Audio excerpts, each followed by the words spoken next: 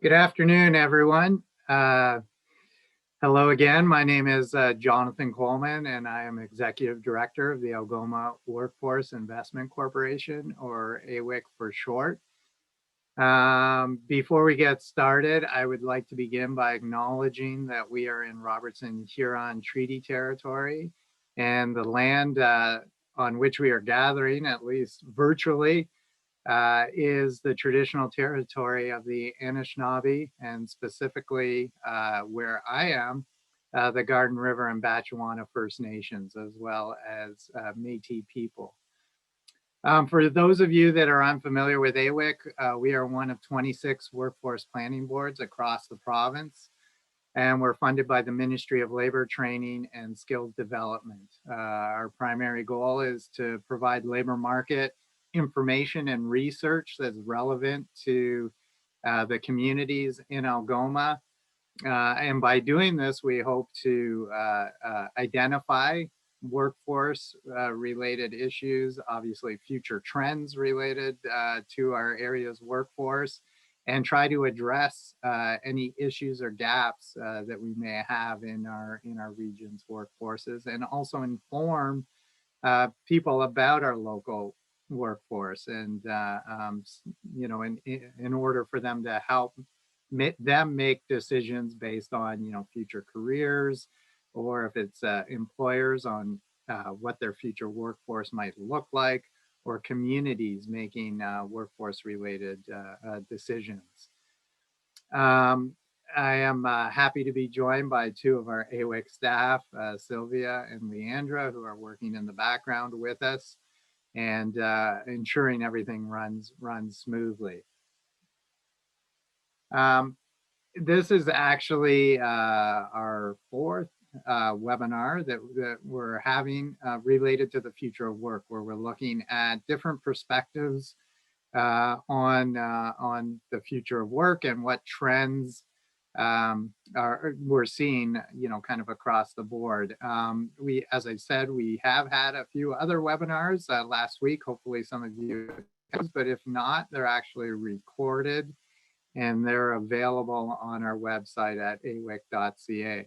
I'm going to introduce Don in a minute, but we do also have an upcoming webinar on the future of healthcare, and that's going to be Thursday, and it's actually going to be at 3 o'clock. not at lunch, but it's going to be at 3 o'clock, and that's with Roger Strauser, formerly of the Northern Ontario School of Medicine. You can still register for that, and the registration link is up on AWIC's website. So a little bit of housekeeping just in terms of how this is going to work today. The webinar itself, will be around 60 minutes, 70 minutes, but the long and short of it is we're going to have a lot of time for Q&A. So Don is going to be sharing information on the mining industry, and obviously we'll be answering questions at the end of his presentation. The webinar itself will be recorded, so you can come back to it and obviously share it with colleagues or anybody who might be interested in the topic. Everybody's mics are muted. So if you do have a question, ask your question through chat or through the Q&A function in Zoom. And you can put in your question at any time. And we'll circle back to get those questions answered at the end of the presentation. But if you think of something, it's always best to type it in as you think of it. We will be sending out a link to the recordings, and once we're done with the webinar, you will get a short survey where you can give us a bit of feedback on the webinar itself, and we appreciate your feedback. Usually in pre-COVID times, we'd be doing these types of workshops and presentations in person in a conference room, and I'd always be pointing out where the washrooms and restrooms are. In these COVID times, if you don't know where your nearest washroom is, then you're on your own. So today, I'm very excited. We're talking about mining, obviously mining has a very rich history in Algoma and in our region. Today most of the mining activity in Algoma is in the Superior East region, but in the past we've had mining all over the region. And as a consequence of that, we have a lot of people and employment in mining, even if they're not necessarily just working in Algoma. Mining utilizes remote workforces. People who are skilled in mining are in demand around the world. So we actually do have a lot of people employed in mining who may not actually be working in their community or in Algoma, so they're traveling outside of the region. So mining is prevalent in all regions and all communities across Algoma. But again, when we talk about active mining and the mining industry, mostly we're talking about mining in the Superior East region. So, Wawa, Dubreuilville, White River, and the communities around there. And when we're talking about mining, we're talking about gold. And I'll just bring up this slide. Gold and gold mining has been thriving in our region for years. I guess that's a bit of an understatement, but even previous to COVID, there's been a lot of activity and investment into the region. So we have a number of active mines, and they're looking at expansion. We have some mines that are now looking at, that have been sort of sitting on deposits, are now looking at getting those deposits out of the ground. And,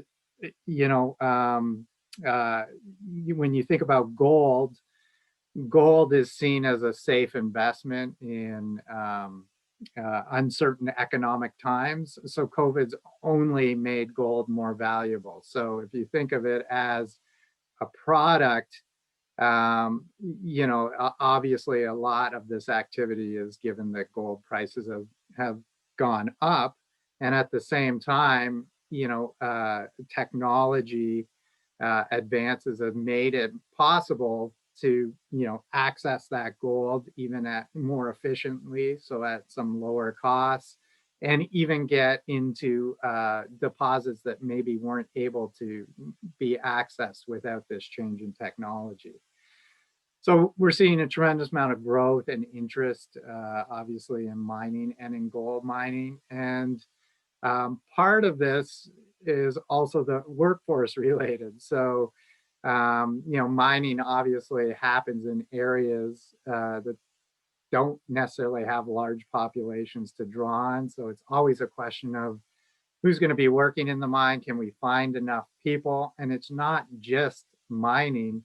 Mining obviously has huge infrastructure. So when we're talking about setting up mines, you're looking at a tremendous amount of construction and trades related occupations to get the mine going, and then support for all those people. So the service organizations like restaurants, groceries, accommodations, mechanics. So, truly it is a very interesting time in mining. And as I said, it has a very rich history in Algoma, and the future is even brighter potentially if we can, address and solve some of these issues that we face. So without further ado, I'd like to bring on Don Duval, who is Chief Executive Officer of NORCAT. And he's going to help us kind of unpack these trends in mining, obviously around technological shifts, generational workforce transition, and the changing nature of work. So this is great for me because I can just set up these things and then give it over to these subject matter experts. They'll have all the answers. We'll have it all figured out, I'm sure, in the next hour. So welcome, Don. And if you want to share your presentation, we'll just make sure we get that all set, and then we'll get you off to the races. Okay. Perfect. Let me know that that's okay on your end. Yeah, looks great. Okay, wonderful. Well, first and foremost, Jonathan, thank you to you and your team at AWIC for the opportunity. I'm extremely excited to kind of share some perspectives and insights. And, for all those who are tuning in live, I hope you find this interesting and insightful. And I'll do my best to be relatively succinct, recognizing we have a limited amount of time. And also, I really like the aspect of engaging in some what I'm sure will be thought-provoking questions. Jonathan, you set up a great narrative at the onset with your perspectives on the state of affairs within mining. So I appreciate that. It's kind of an incredible foundation to build on. So I appreciate that. But what I wanted to just take a quick moment for those who are not familiar. Again, my name is Don Duval. I'm the CEO of NORCAT. And, as an organization, NORCAT having been in business for just over 25 years right now, we're really guided by 5 strategic priorities. And the first 2, one whereby we aspire to be the global leader in skilled labor training and development. And then the second aspirational priority is we aspire to be the global one-stop shop for all that is the future of mining technology and innovation.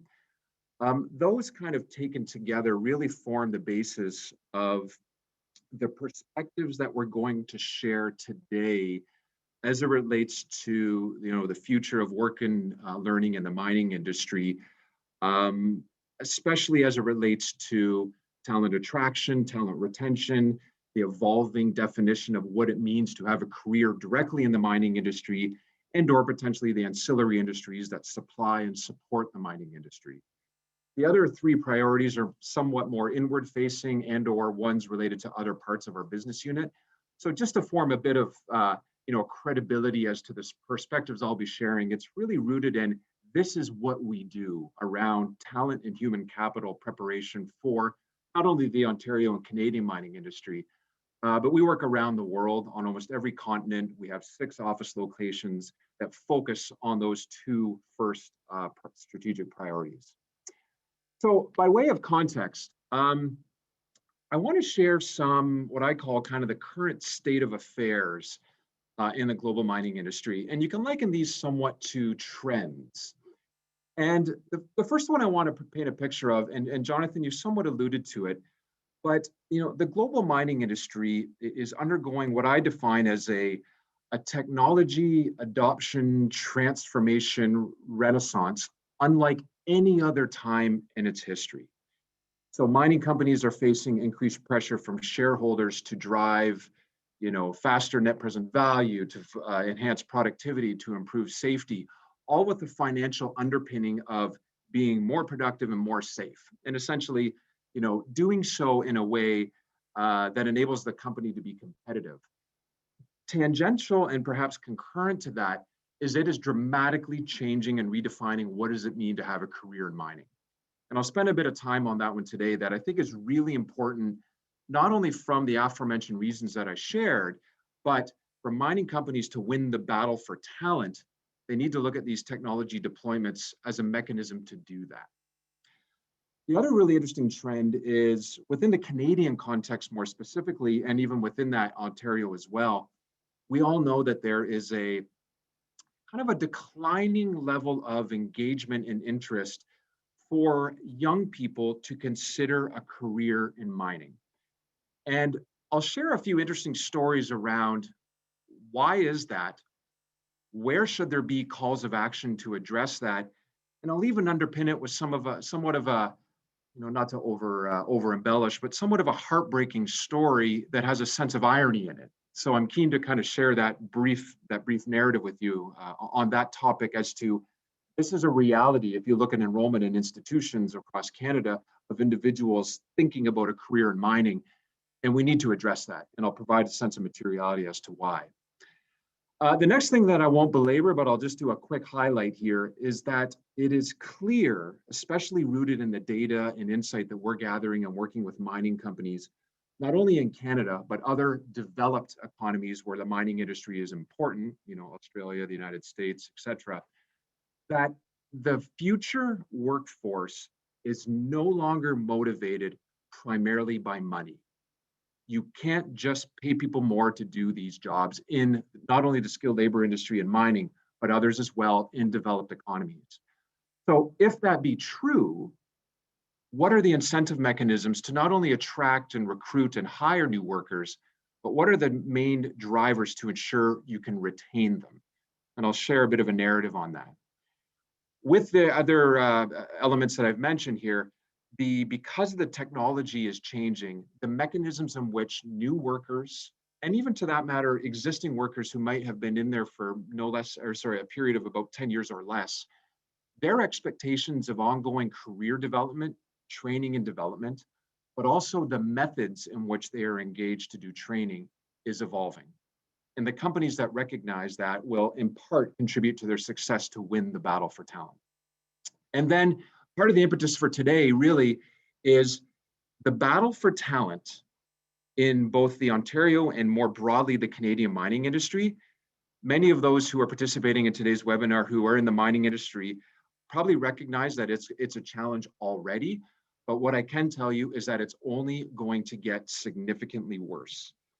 And part of that is driven by individuals retiring and to a lesser extent, expansion of existing assets. We have an aging population in this country, and we have a serious challenge that's already underway, and I believe that it's only going to get worse.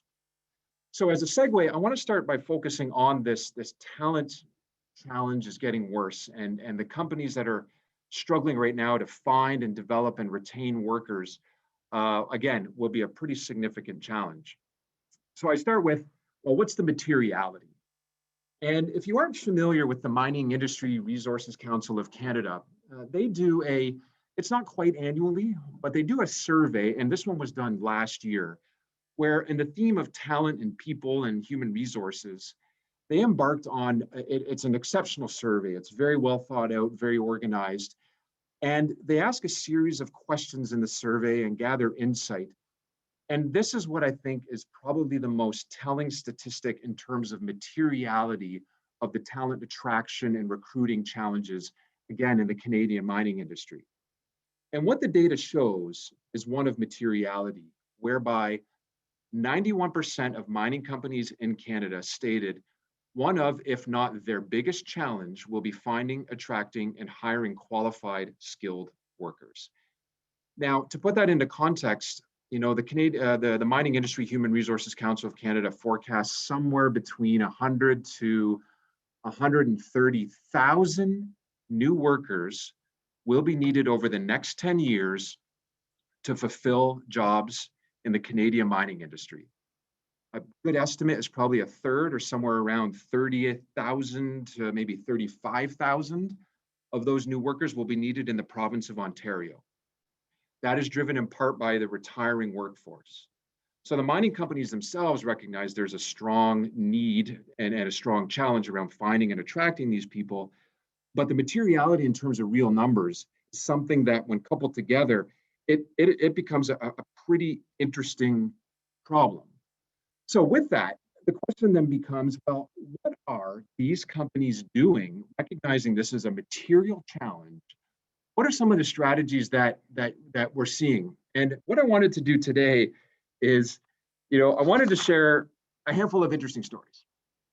So I don't think anyone on this webinar will know who this individual is, but this is a fellow that I had the privilege, a better part of about a month ago, sitting in an interactive webinar, not unlike this, where we can engage, and there was a bit of an opening narrative and ask questions. And Aaron Ain is the CEO of the UKG Group. It's a multi-billion-dollar company. I think there's about 12,000 employees.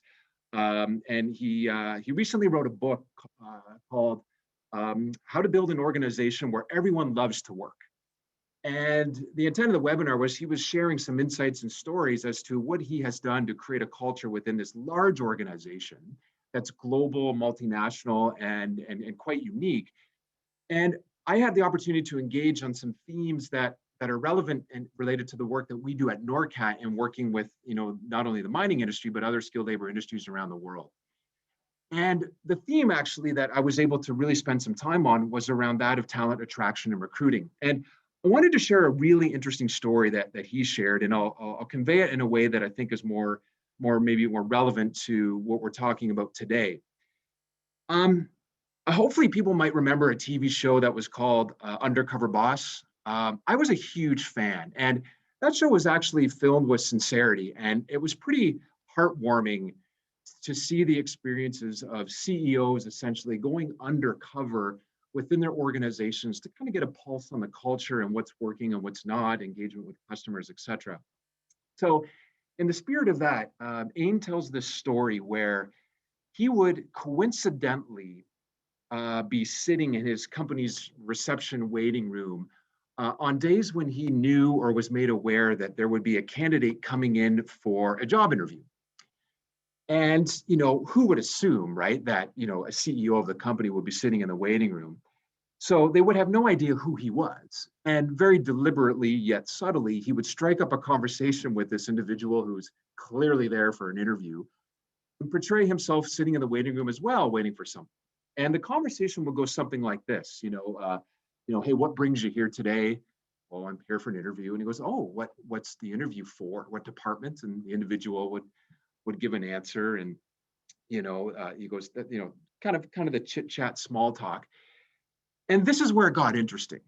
He would ask the question, why do you want to work here? And more often than not, the individual would reply by saying, well, this is a great company to work for. To then have a rebuttal, perhaps you might call it, that Ain would say, well, how do you actually know that if you don't work here? And what is really interesting is at that moment, this individual would disclose to Ain, well, I read reviews of the company on Glassdoor or Indeed or in a relevant trade journal that I read the blogs on. So I have a perspective on, from what I understand in the community, that this is a great place to work.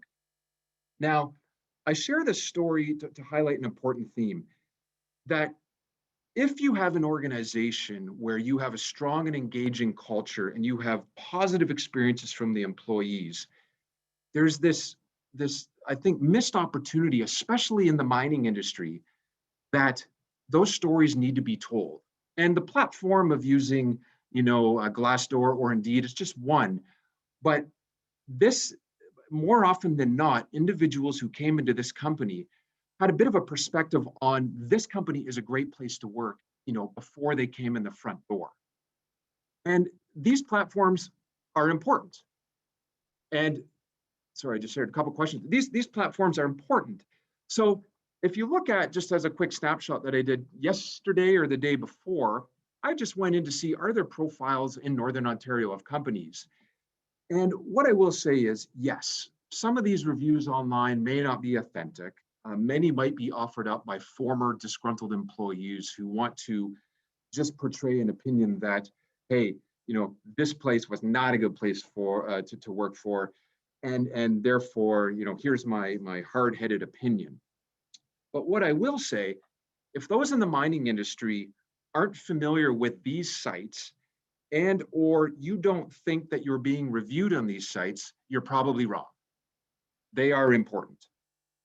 And that notion of having a mechanism or a platform, it could be agnostic to the likes of Indeed or Glassdoor, but the takeaway and moral of this story is based on research in 2020, last year, that the Fractal Group did, and there was a great summation published on CNBC.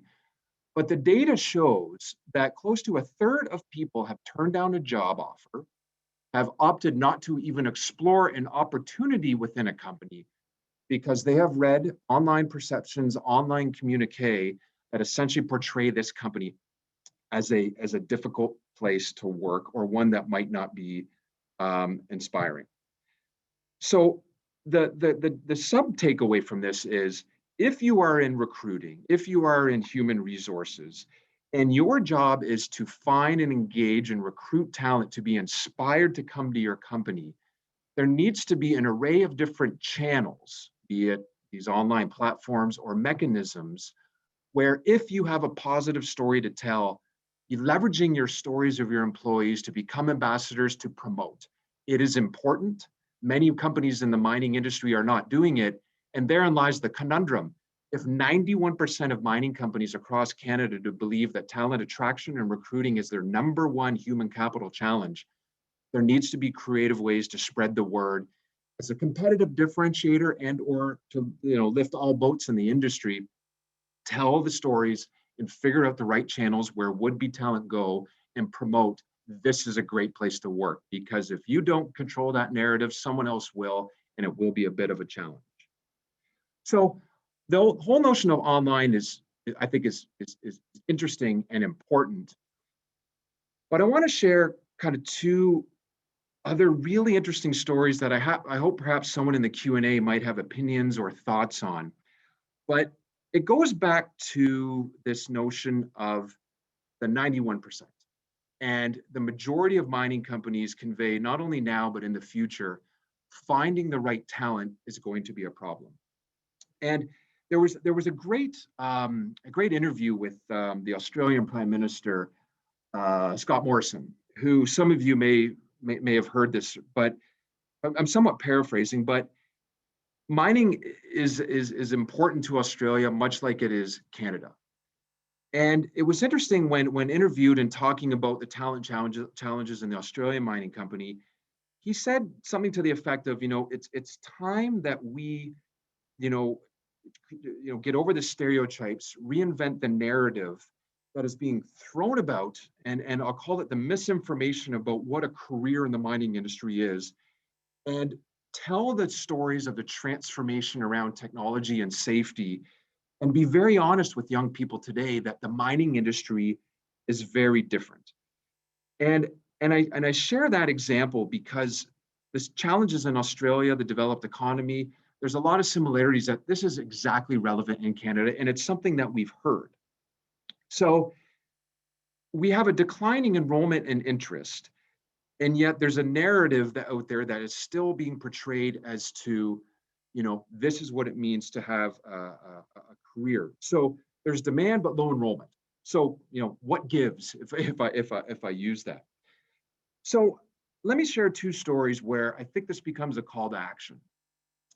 In 2016, and then I think again subsequently in 2017, I had the opportunity to, somewhat happenstance, attend the University of Toronto Mining and Civil Engineering Career Fair Day.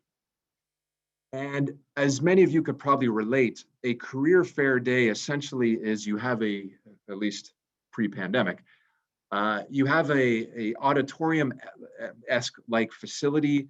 You have booths set up for those companies who are participating to convey, hey, here's what an opportunity might look like in our mining industry, be it now or in the future. Here's our story. Here is the platform or the channel as to why we are a great place to work. And perhaps not at 91% prioritization in 2016, 2017, where the mining companies needed talent, but it was definitely at the top or near the top even a few years ago. Again, aging population creating this need within the mining companies. But here's what I can tell you that I don't understand. In those instances that I attended that career fair, there was not a single mining company there. Not a single mining company. So if you have, therein lies the conundrum whereby you have a demand and a need, how are you promoting the talent attraction opportunities? How are you telling the story to inspire an incoming generation that these are the career pathways within the mining industry? Perhaps those mining companies are doing it through Glassdoor and Indeed and using their employees as ambassadors to promote the message. But that might not be exclusively where prospective talent is going to congregate to learn about the opportunities.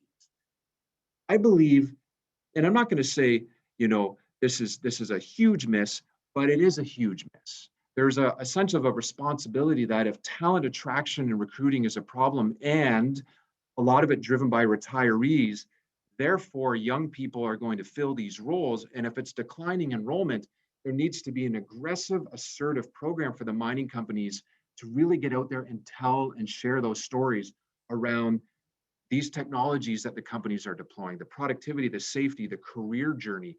Be there, be engaged, and be present. So why is that important? Well, the second story relates to the photo I have, and you could see, I think you could see in their lapel, South 32, mining operation in Australia. And talking about controlling the narrative to inspire individuals to consider a career in mining, well, it gets very difficult to do if existing students in a program are thinking about pursuing a career in mining. Therefore, they sign up in a co-op or a graduate program that prepares them for a career. And in this case, which was only published, as you can see by the date, a couple of weeks ago, and you can read the interview with Jason Ergonomus, students enrolled in a sponsored program by South 32 at an Australian university were deemed to be heckled at the university because they were studying mining, because of the perception of what a career in mining is and what it does to the environment and social license to operate, and a whole variety of factors. That the comment from I mentioned earlier from the Australian Prime Minister was one of a misinformation campaign. And if the mining industry isn't controlling the narrative, then it's only going to get worse. So therein lies kind of the catch-all of, you have these online mechanisms, you have these career fairs. I encourage all of those in the business of talent and HR.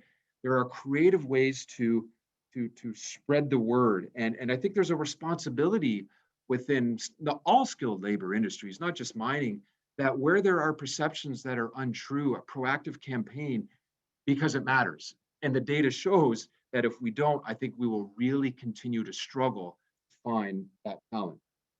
Now, here's kind of I mentioned at the onset, this kind of ironic, weird, bizarre part of this story that isn't told, that kind of catches my eye, is that these individuals that were part of the South 32 program, the project that they were doing in preparation for potentially a career with South 42 was a mining initiative within South 32 that was mining the core minerals for the development and fabrication of battery electric vehicles, which is a great narrative in terms of trying to transform the carbon economy to a clean economy.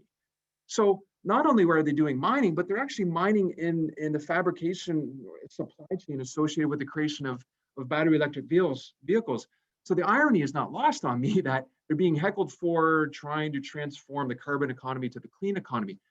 That is very interesting. So the core takeaway of this whole section on talent attraction and recruiting, the one message I can leave you with is companies and communities, if you apply it to that of the Sioux and the Algoma region, you need to be at an advantage even before a candidate comes into the community or comes in for an interview. And there needs to be an appreciation that there are a variety of mechanisms and opportunities to do that. And if we don't, I think the problem of talent attraction and recruiting in the mining industry is only going to get more problematic. And it's going to get more expensive. Create this ambassadorial program, figure out where to be, figure out where prospective workers will go to learn, and tell the stories of what the mining industry is. We've already validated it's critically important. So now I want to migrate to the retention issue. And the retention one is almost as material, where again, in the mere labor market study that was done only last year, nearly 2/3 of mining companies stated that, retaining employees will be one of their biggest challenge. So now you have an appreciation for the materiality of the pain that, again, not only Ontario, not only the Algoma region, but nationally, 91% say finding them is difficult. 2/3 of them say keeping them is difficult. And on this vein, for those who are in the human capital professions or related, there are endless, and by that I truly do mean endless publications and insights and learnings. Our NORCAT ourselves provide a lot of insight and support the companies on this, but endless mechanisms that focus on retention. Everything from onboarding and orientation, where I'm sure many of you know that the first 90 days are critical for the overall experience of a new employee. You got to get that part right. To employee mentorship programs, to recognition systems, to fostering cultures of teamwork. There's just an endless list. But there's really three that I'll provide short stories on today. One relates to wellness, and I get that's a fairly broad statement, but I think some of the things that are happening in wellness in terms of a mechanism to retain employees, specifically in the skilled labor industries and to some extent in the mining industry, I think are quite enlightening. And I'm keen to share a bit more in there. The second one I'll spend a bit more time, especially given the role of NORCAT, and this is one that'll be rooted heavily in our primary research with our own clientele, relates to ongoing learning and development, training and development in the workplace, and the not only cost-effective ways to do so, but also the expectation of how people will learn. And if anyone is familiar with Marshall McLuhan, I won't jump to the punchline yet, but please keep him in the back of your mind as I get to that section.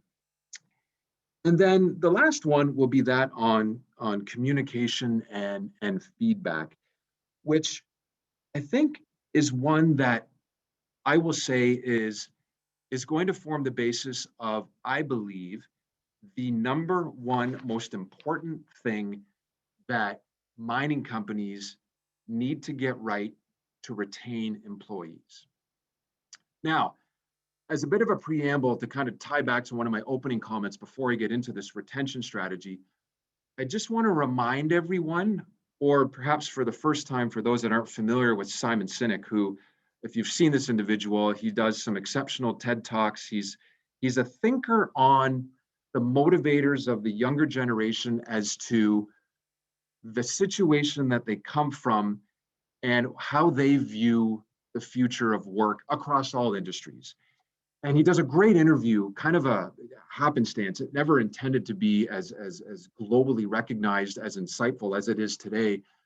But essentially, he does a great interview that reinforces something that is, I believe, and the data that we're deriving from our clientele in the mining industry in developed economies, including Canada, is that for this new generation of workers, it is critically important that companies recognize that you just need to pay them enough to take the money discussion off the table. This is rooted in a retention strategy.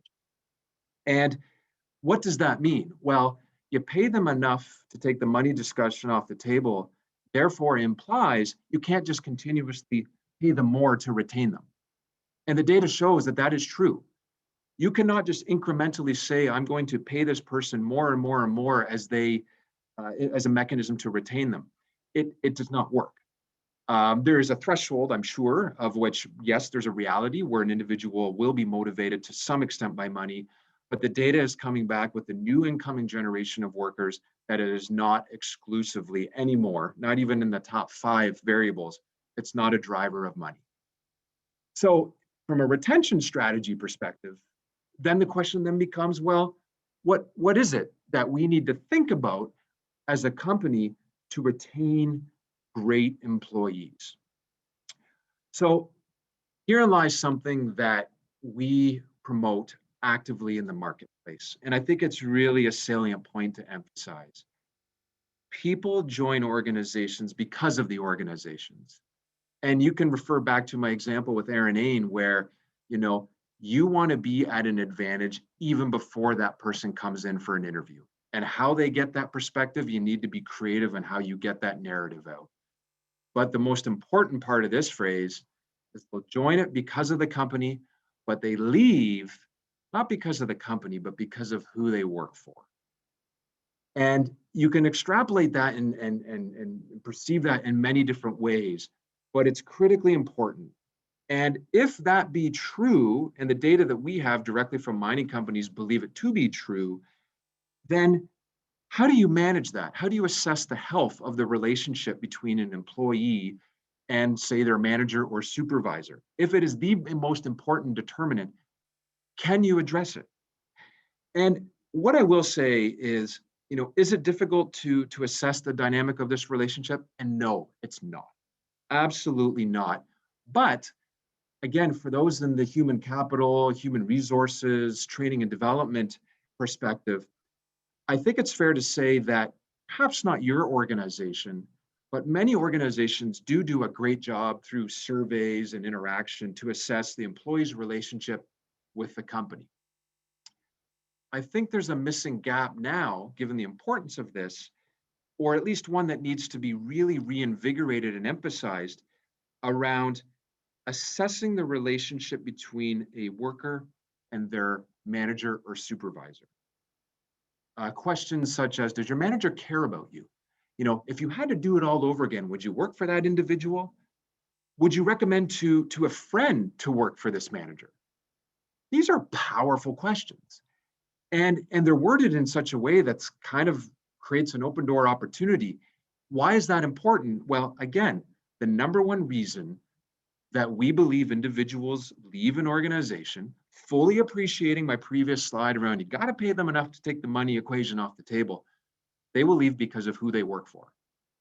For example, if that said employee is having a dynamic issue between a peer that just isn't getting rectified, they go to their manager and say, I'm really struggling here, and it doesn't get resolved, that individual might say, not worth it, I'm out.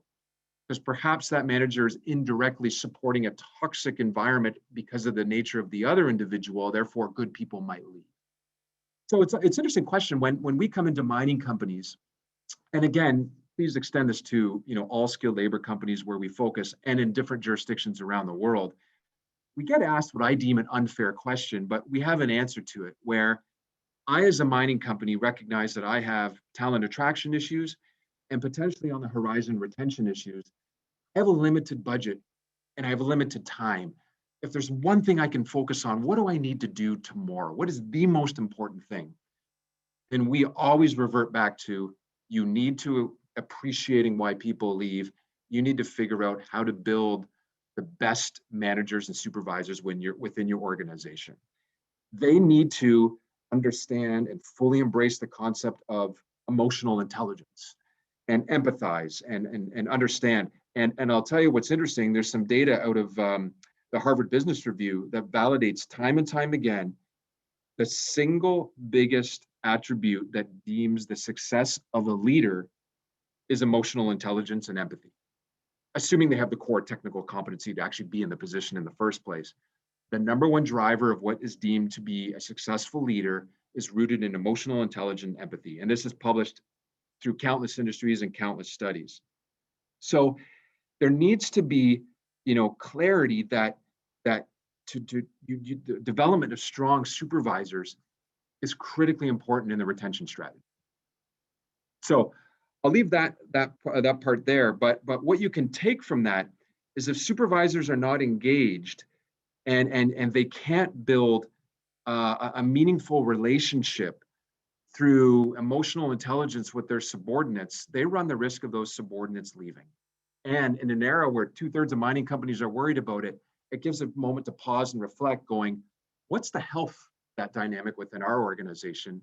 And equally as important, once we assess the health, what are we doing to make sure that it stays great if it already is, and or if it needs improvement, what are we doing to equip those supervisors?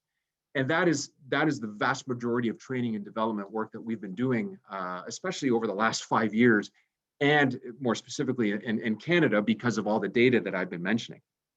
And I'll tell you something else that's really interesting, kind of tangential here. I got to be mindful of time. There's a great TED Talk that talks about it's a longitudinal study that's been going on through Harvard for about 70 some odd years now. And the root of the study was actually to determine what is the number one determinant of happiness. This has nothing to do with mining, by the way. It's totally subjective, interesting commentary. But what is the number one determinant of happiness? And when I say longitudinal study, the the Harvard study followed, I want to say close to 15,000 individuals starting 70 years ago, and it follows their families, and then so on and so forth. And to current date, it's the longest running longitudinal study, I believe, in the United States. And what's fascinating is it's not wealth, it's not job, it's not any of that. And the reason I share this story, because the answer, the core driver of happiness, is meaningful relationships. Be a meaningful relationship with your spouse, your children, your friends, your colleagues.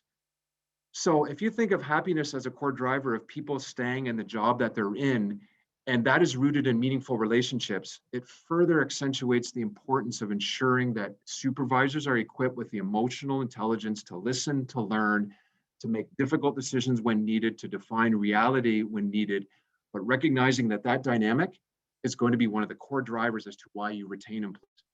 Very important, not often looked at in a lot of skilled labor industries. And given the horizon that we see within the mining industry, especially in Ontario and Canada, critically important. So I flip to the next slide because this to me conveys a really interesting example where I'm sure many of you are familiar with Newmont's Goldcorp Borden mine, the first all-electric mine, an unbelievable success story.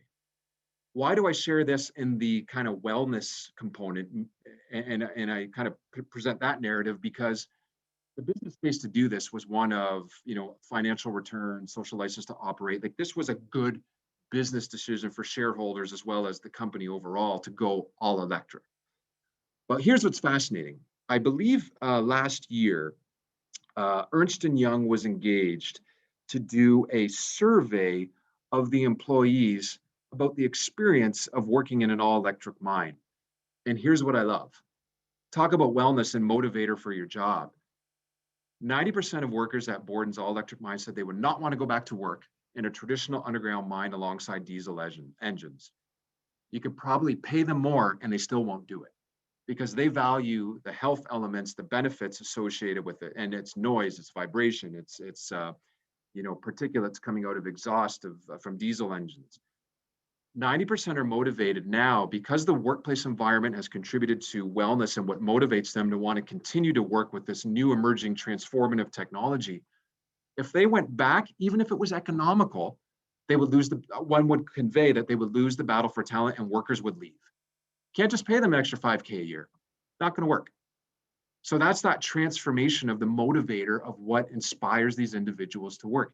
90%. And again, you can Google the Ernst & Young study, and it was also published in either CIM or CMJ, one of those two mining journals. So again, a really interesting perspective and narrative on that. So the other thing I want to share with you really speaks to this notion of that industries that invest in technology not only will win the battle of productivity, not unlike that of Borden, but I firmly believe, and I was interviewed on this topic, not only will they win the economic battle in the sense of direct productivity benefits, but they will also win the battle for talent.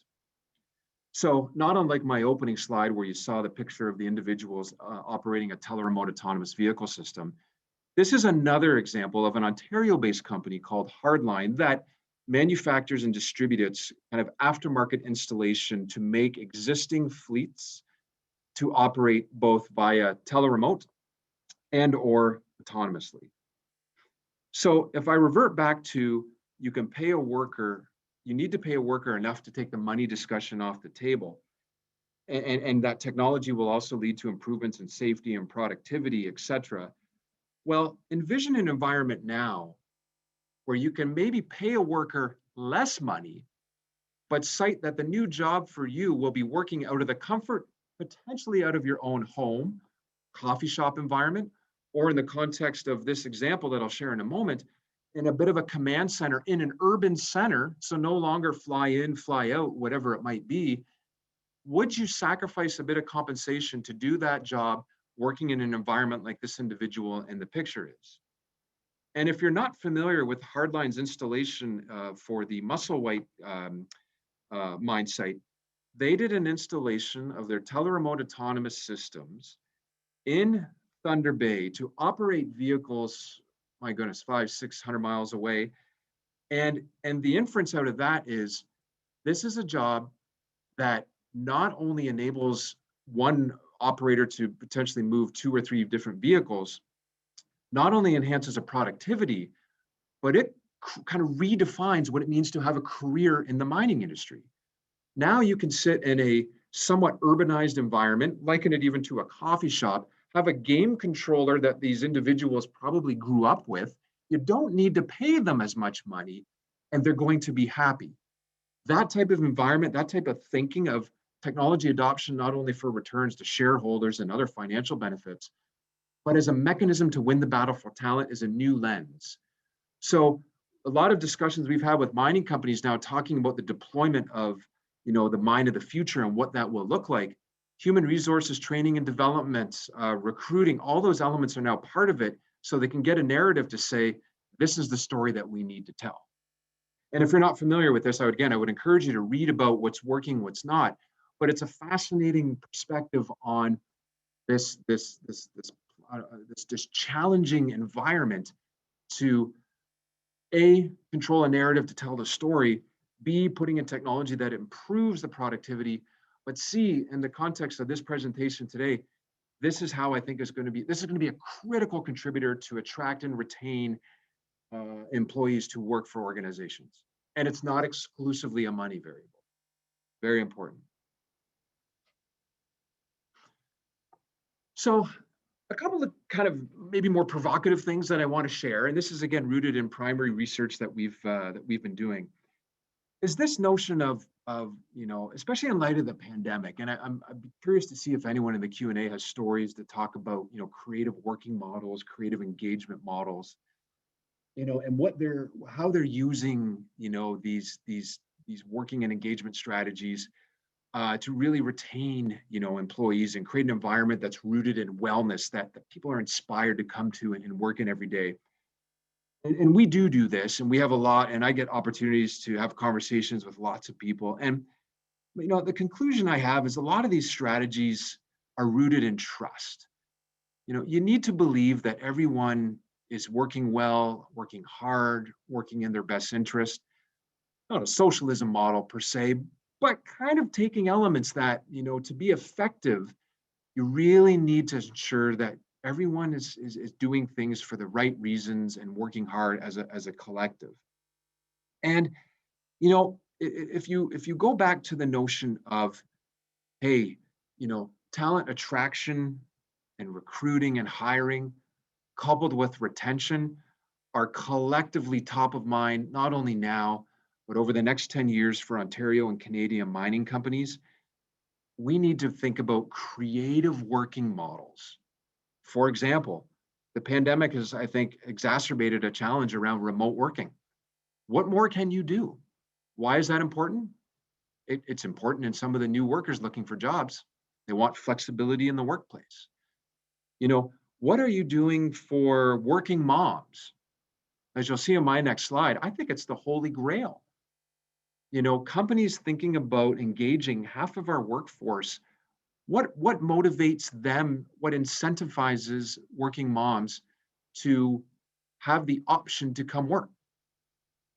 And I can share with you, you know, in where I came from, a company in Toronto, but it's happening now here, and it's so inspiring where we are now engaged with a mining supply service company, employs close to, I'm going to say around 250 people, significant market in the mining industry, not only in Canada and Ontario, but around the world, but lesser extent on the international. They will be announcing soon the creation of an on-site health clinic that not only will serve their employees, spouses, and their children, but it'll have a community mandate. But what I found fascinating is they're putting in a daycare. And they're doing that because there's yes, a cost associated with it, but the forecasted cost to attract and subsequently retain pales in comparison to what they believe will be an important mechanism that's rooted in trust with those who do come work for them.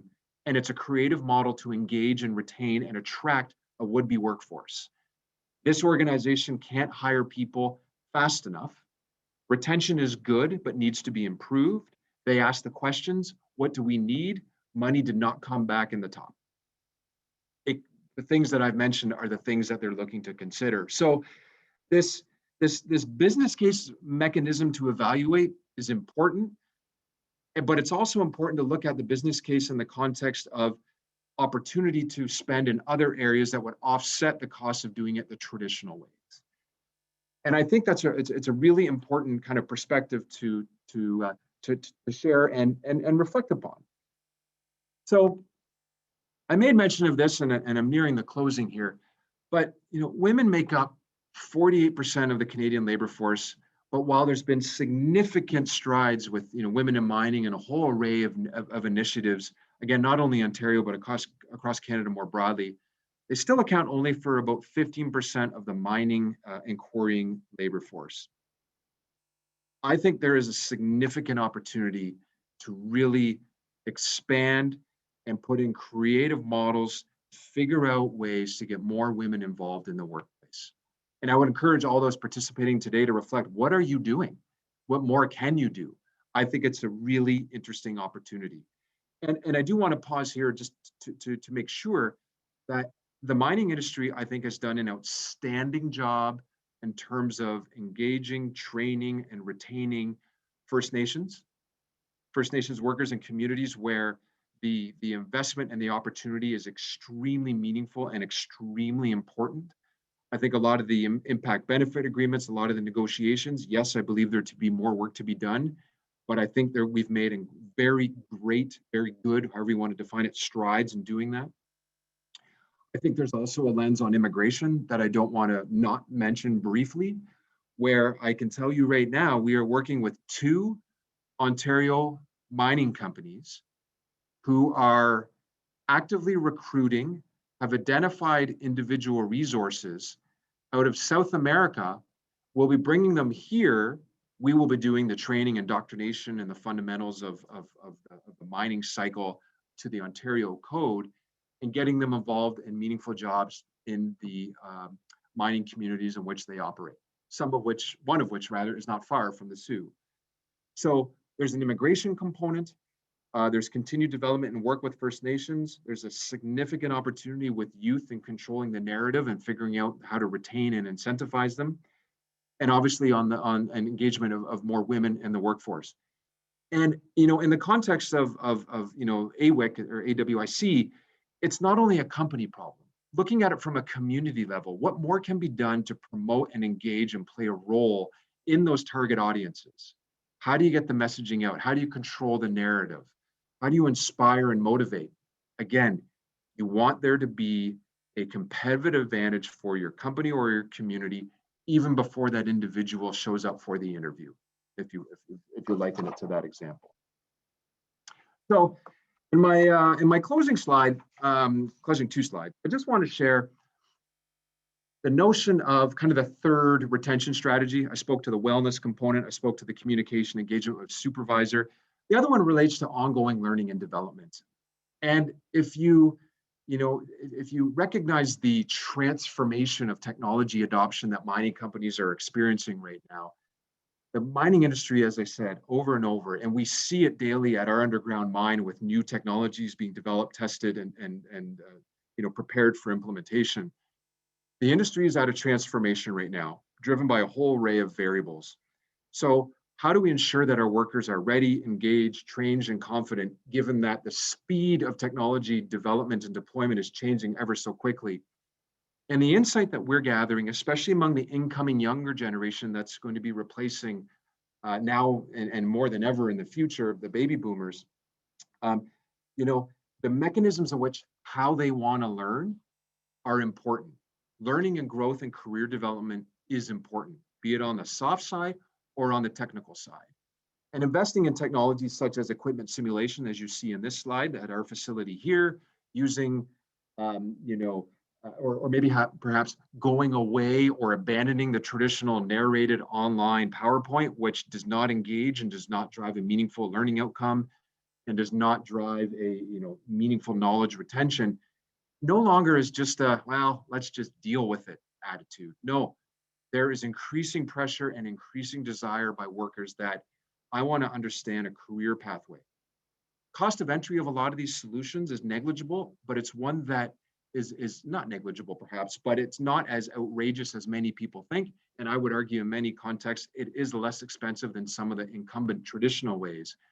But now from a retention and attraction, painting a journey that resonates importance with a would-be worker or an existing worker, that we have mechanisms that will train you in these new technologies to not only build competence, but to build confidence, is becoming increasingly important. And I'll conclude with something that might be a little bit provocative, but it sums it up really well. Workers have a desire to learn and to grow and to be presented meaningful development opportunities, be it in a unionized environment, be it in a skilled labor environment. It is one of the core threads that we hear time and time again. Building on that, what I think is really important is rooted in Marshall McLuhan's infamous phrase where the medium is the message. And this picture, I think, conveys that, where this is an augmented reality demonstration that we did a couple years ago at PDAC, where this individual was actually having a meaningful learning experience on an induction in an underground mine. So think of it like into a kind of an onboarding. But this could also be used as a mechanism to inspire a would-be generation that this is what it's like in an operating mine. Dispel what the Australian Prime Minister said is misinformation and unfounded stereotypes. This notion of using these interesting technologies as a mechanism to train, really the observation out of this is that when this individual kind of extracted herself from the VR experience, the immediate observation is she talked about the experience and the uniqueness of what she saw. Liken that to someone who finishes a narrated online PowerPoint course. They don't usually disengage and say, let me tell you about the experience of what I just had.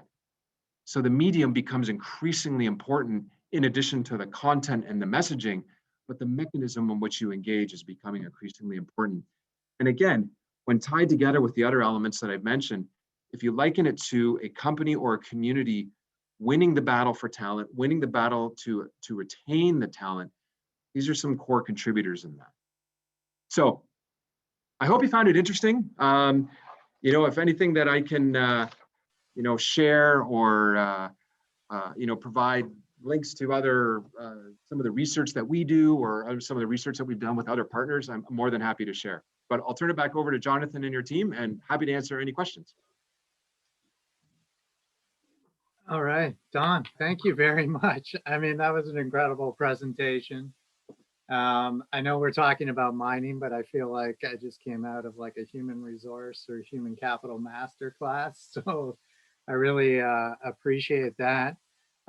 We do have some questions, and I have some questions as well. But uh, I guess the first is like so many things are happening, uh, in tandem, and I mean, again, you really think about mining as one of the oldest industries and one of the progressive industries, most progressive industries, all at once.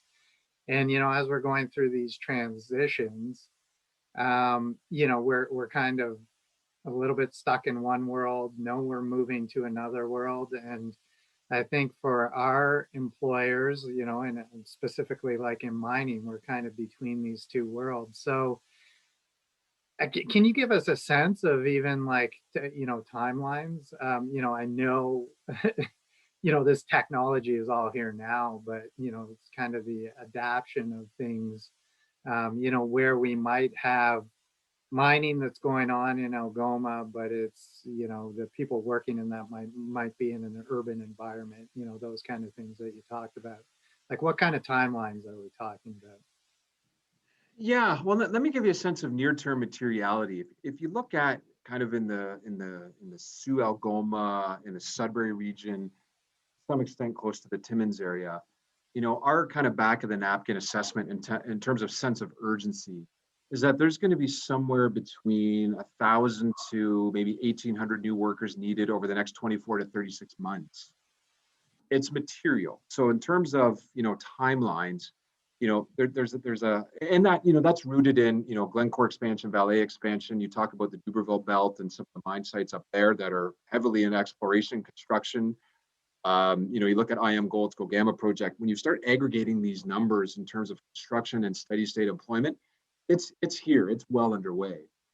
And then coupled with that, if you look at the pending purchase orders and RFPs that'll be issued by a lot of these expanding mines, they're buying battery electric vehicles. It's going to be a transformation.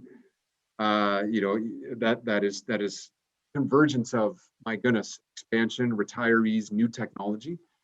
So I think there's a lot. Your comment is absolutely right. There's a lot happening, and I think an accelerated timeline.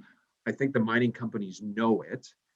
In terms of the interesting perspective I took on your question is that you know mining companies competing for talent between each other is going to get very fatiguing. It's going to get tired. It really is. So that's why I highlight this notion of we got to be creative and figure out how to get more women in the workplace. Not only immigration internationally, but are you doing campaigns in other regions of the country where there's higher unemployment, where individuals would move to be here? We're seeing that. Like if you look at the manufacturing seemingly is coming back, but if you historically looked at the chart, Windsor, Chatham, Sarnia triangle down in southwestern Ontario, when they had higher employment, what were we doing to inspire and engage and educate individuals on opportunities to move to the north to fulfill those jobs? So I actually think that you're going to see prospective expansions and investments within mining operations in Northern Ontario right now being heavily scrutinized around the risk of not having a meaningful access to a labor force unless there's creative solutions. And stealing back and forth from mining companies, as I said, it's going to get tired and it's just not going to be sustainable.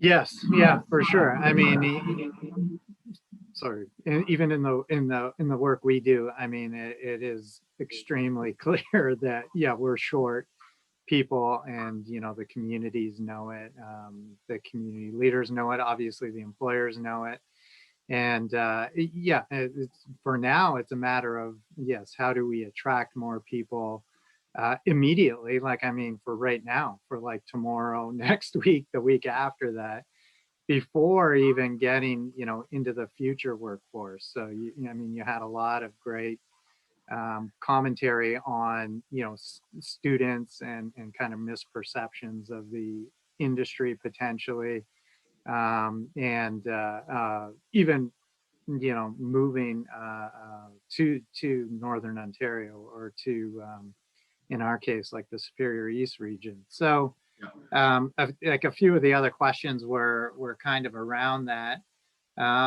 Just around this kind of educating, breaking down misperceptions. So around students, high school students, getting into schools, presenting, attracting a younger workforce, who may have been maybe displaced, like you just mentioned, Windsor Essex, like maybe from another industry, Yep.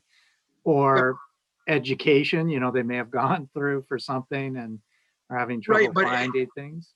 and Jonathan, though, I think it's important that, I conveyed that as an important pipeline because I think that is a call to action. That is, if there is not a intervention and some sort of inherent responsibility on those mining companies to get in front of these schools themselves to paint a picture and inspire, I think it's going to be a problem.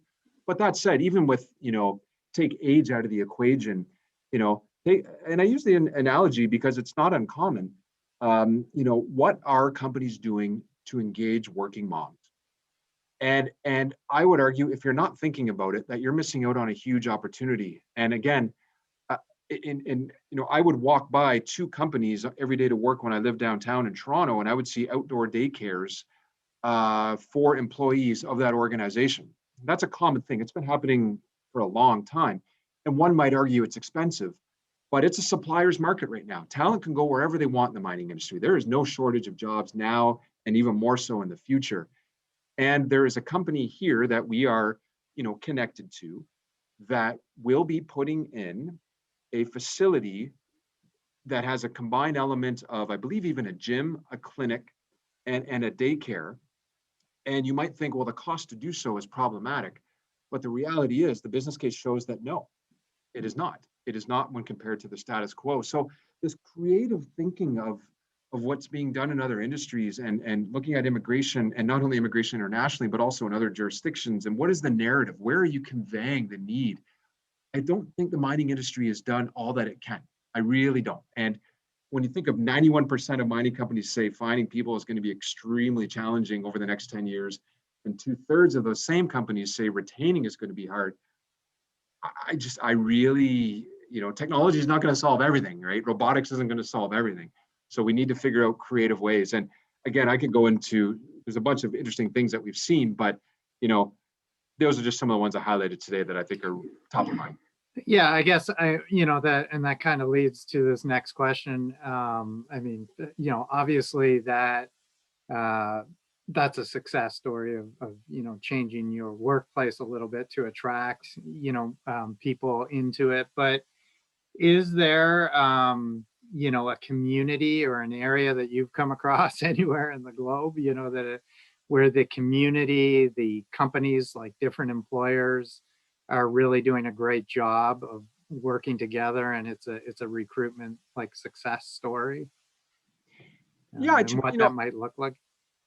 candidly speaking, I think the likes of many of the mining companies in Northern Ontario specifically aren't doing a terrible job. I don't want to convey that. No, I no. have seen the likes of Vale and Glencore doing career days. As recently as Vale did one here about a year and a half ago, that was extremely successful. They now have a women in mining orientation and training program to make a concerted effort to, address their labor shortage with that. So I think, on the whole, I think Northern Ontario mining companies are doing okay. I just think that there's a lot more creativity and a lot more that they could be doing.